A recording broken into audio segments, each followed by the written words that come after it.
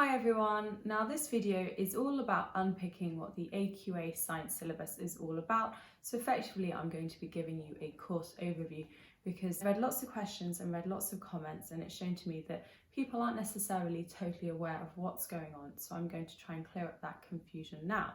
So let's start by saying that when you sit the AQA science exam, your child or you yourself will either receive 2 or 3 GCSEs. So we're going to start by looking at how you receive 3 GCSEs. And that's when you are a triple award student and you sit the separate sciences.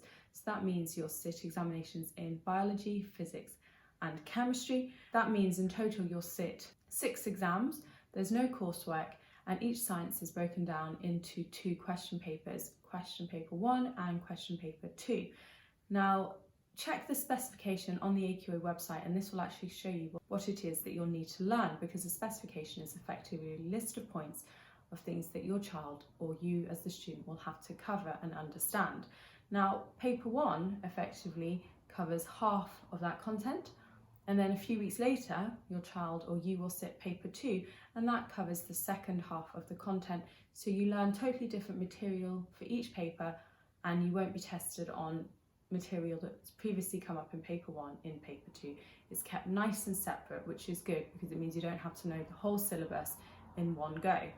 The papers are 1 hour 45 minutes long, and they are equally weighted, and then once those papers have been marked, that's how your grade will be calculated, and you'll get a grade for biology, chemistry and physics, and that is the individual science triple award route.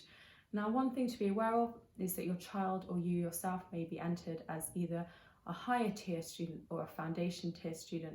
The differences between this is the amount of content covered.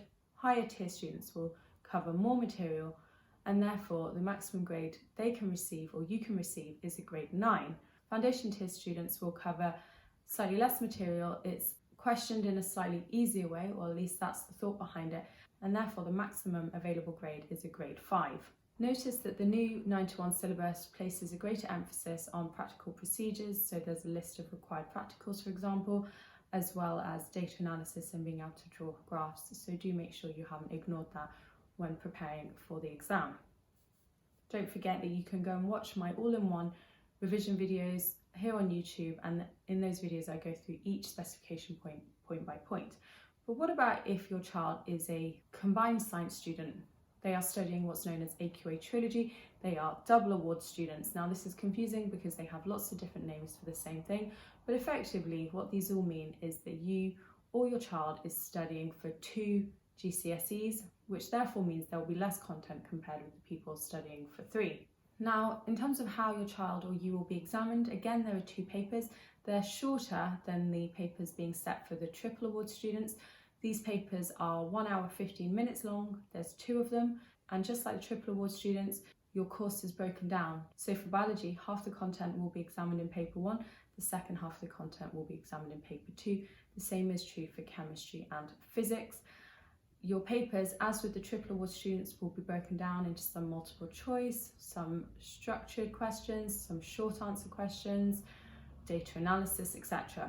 So do have a look on the AQA website to have a look at past paper questions so you know the sorts of things that you'll be examined on. So just to make that very clear, paper 1 deals with the first half of the specification, paper 2 deals with the second half. Notice, AQA trilogy students, that there's the option to sit either the higher tier or the foundation tier. If you sit the higher tier, then you'll be covering more content, and therefore the maximum grade you can achieve is a grade 9. Foundation tier students, the maximum grade that they can achieve is a grade 5. Now, the last qualification that AQA offers is known as AQA Synergy. Now, this tends to be used by schools with maybe fewer resources, where 2 teachers are trying to teach all 3 sciences. Students sitting AQA Synergy will end up with 2 GCSE qualifications. Now, students will sit 4 papers in total. The first 2 papers are known as environmental sciences, which, having looked at the specification, makes me think that they contain biology and organic chemistry.